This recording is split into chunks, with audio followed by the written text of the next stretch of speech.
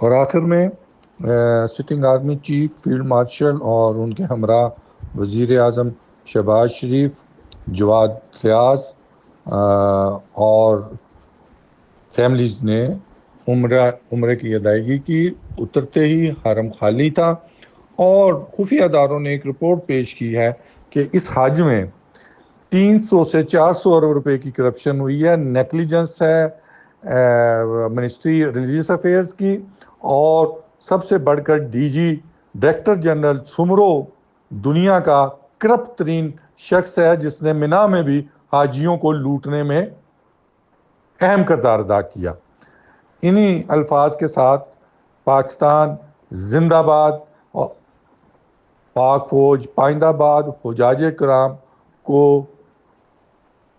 90,000، 23,000 اور جو 67,000 پاکستان میں رہ گئے ہیں ان کو سب مبارک۔